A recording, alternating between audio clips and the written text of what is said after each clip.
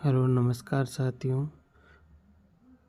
आज मैं आपके साथ मेरे द्वारा जो रेलवे में अटेस्टेशन फॉर्म भरा जाता है उसकी संपूर्ण जानकारी मैं इस वीडियो में आपको देना चाहता हूँ। अटेस्टेशन फॉर्म अलग अलग जोन में अलग अलग होता है या सेम होता है उसके बारे में बताऊँगा, और कैसे अटेस्टेशन फॉर्म को भरा जाता है इसकी संपूर्ण जानकारी मैं आगे वीडियो में आपको स्टेप बाय स्टेप बताता हूँ कैसे फॉर्म को भरा जाता है। तो साथियों, ये है अटेस्टेशन फॉर्म, जिसको हिंदी में साक्षांकन प्रपत्र कहते हैं। थोड़ी इसकी हिंदी हार्ड है, चलो कोई ना। अब हम इसके बारे में देखते हैं। देखो, सबसे पहले तो इसमें एक फ़ोटो बता रखी है आपकी 5x7 सेंटीमीटर पासपोर्ट आकार की फ़ोटो। अगर आपका सरनेम है तो सरनेम डाल दीजिए, नहीं तो आपका फुल नाम डाल दीजिए आगे। और इसके आगे इसमें वर्तमान पता, जिसमें आपका गांव, थाना, ज़िला अथवा मकान नंबर या गली, स्टेट, मार्ग, कस्बा, पूरा फुल एड्रेस डालना है इसमें। और घर का पूरा पता अर्थात ये दोनों सेम ही हो सकते हैं, जिसमें मुख्यालय का नाम ऐड किया गया है आगे की तरफ, तो वो भी डाल देना। आगे सेकंड पेज में क्या है, यदि मूलतः पाकिस्तान या बांग्लादेश पूर्व पाकिस्तान का निवासी हो तो उस देश का पता और भारत में प्रव्रजन की तारीख। अगर आप पाकिस्तान या बांग्लादेश में रहे तो उसका पता बताना है, अगर नहीं रहे हो तो नो कर देना है। आगे आपका आधार नंबर है, जिसमें 12 डिजिट का आधार नंबर डालना है। इसके बाद पैन कार्ड नंबर है, पैन कार्ड नंबर डाल देना है। नेशनलिटी में इंडियन आ जाएगा। और आगे की तरफ जन्म तिथि है, जन्म तिथि डाल देनी है आपकी। और वर्तमान एज क्या आपकी वो बता देनी है यहाँ पर। और मैट्रिक्स आपने 10वीं पास की तब आपकी उम्र क्या थी वो यहाँ बताना है।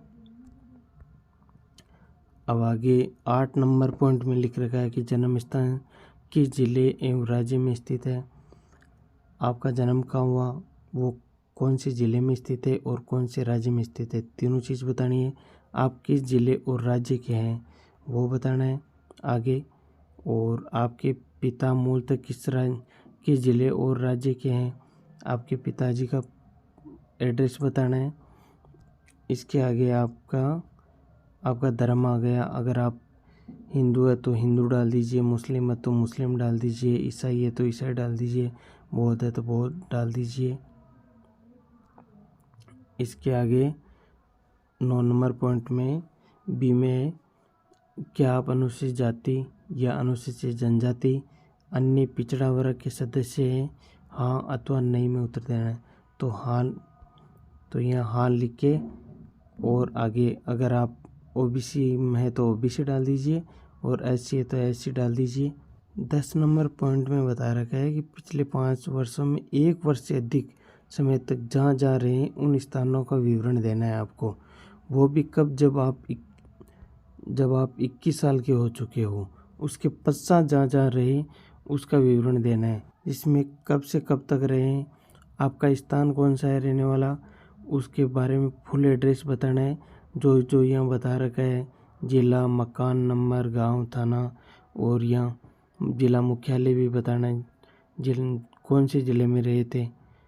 इसमें 3 नंबर पेज में बता रखा है कि पिताजी का नाम, राष्ट्रीयता इंडियन, जन्म स्थान, पिताजी का जन्म कहाँ हुआ, व्यवसाय क्या है, कृषि करते हैं तो फार्मर लिख दीजिए, अगर जॉब करते हैं तो जॉब के बारे में बता दीजिए।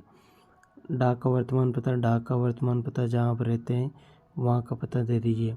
घर का स्थायी पता, जो आपका जहाँ घर है उसका स्थायी पता बता दीजिए यहाँ पर। माताजी के बारे में सेम ये डिटेल भरनी है। यहाँ इंडियन आ जाएगा। जन्म स्थान, मम्मी का जन्म कहाँ हुआ है, मम्मी के और पापा के जन्म में ये डिफरेंस हो सकता है जन्म स्थान में। व्यवसाय, अगर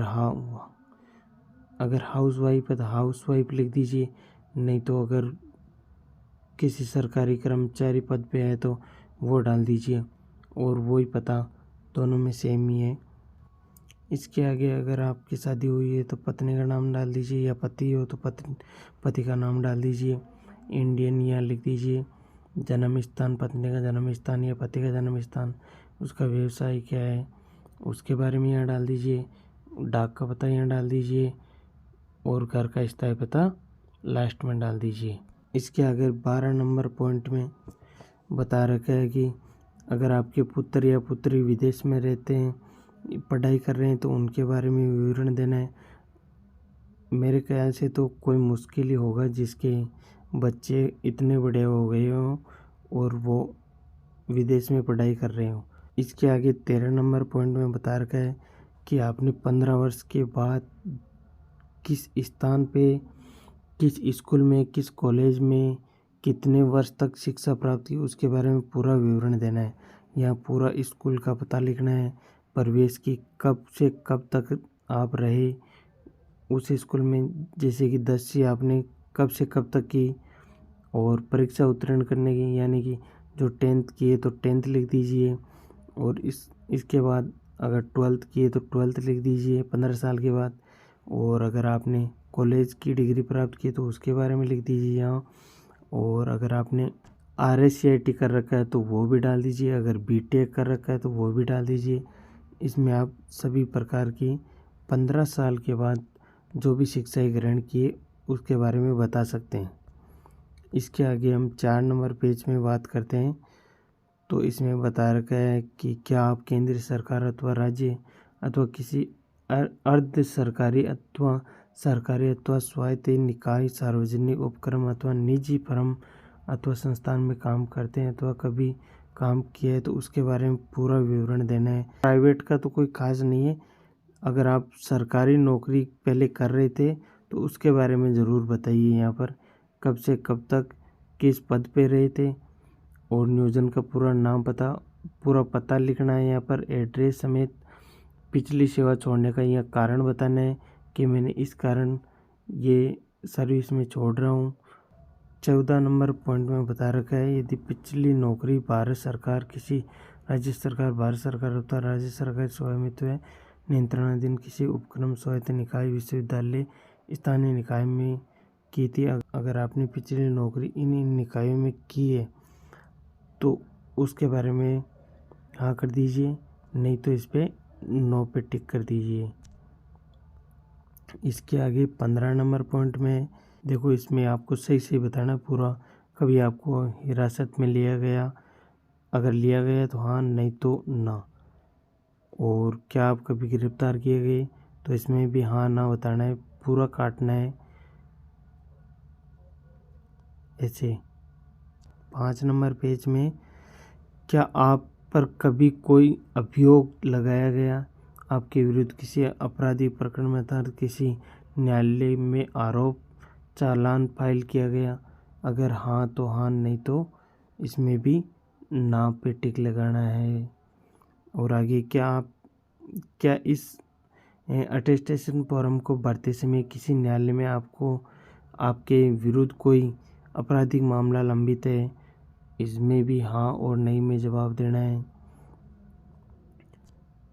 इसके आगे क्या किसी अपराध के लिए आपको न्यायालय द्वारा अपराधी ठहराया गया, इसमें भी हाँ और ना का जवाब देना है। किसी सरकारी या गैर सरकारी प्रशिक्षण संस्थान में बर्खास्त, अगर आपको सरकारी स्कूल में कभी बर्खास्त किया गया हो या वापस भेज दिया गया हो उसके लिए बताना है, इसमें भी हाँ और ना के बारे में जवाब देना है। इसके आगे देखो, किसी सरकारी या गैर सरकारी प्रशिक्षण संस्थान में बर्खास्त, निष्कासित, वापस लिया गया है, अगर आपको कभी भेजा गया है प्रशिक्षण संस्थान से बर्खास्त किया गया है तो अगर किया गया है तो हाँ कीजिए, और नहीं किया गया तो ना पर टिक लगा दीजिए।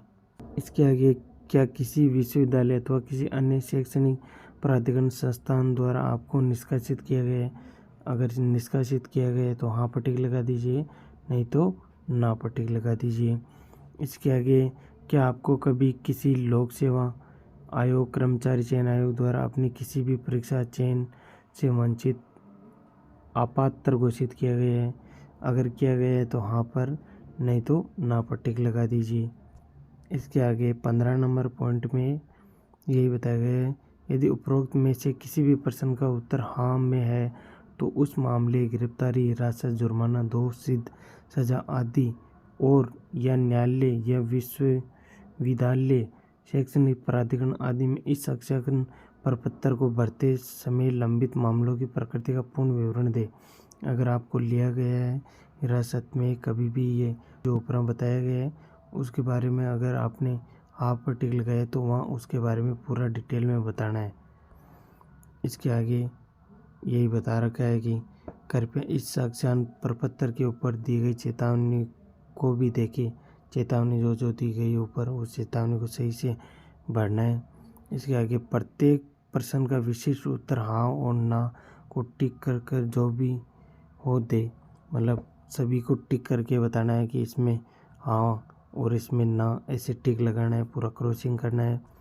इसके आगे आपके आसपास निवास करने वाले 2 लोगों के नाम या 2 रेफरेंस जो आपको जानते हैं, 2 लोगों के ऐसे लोगों को नाम दीजिए जो आपको जानते हो या आपके आसपास में हो।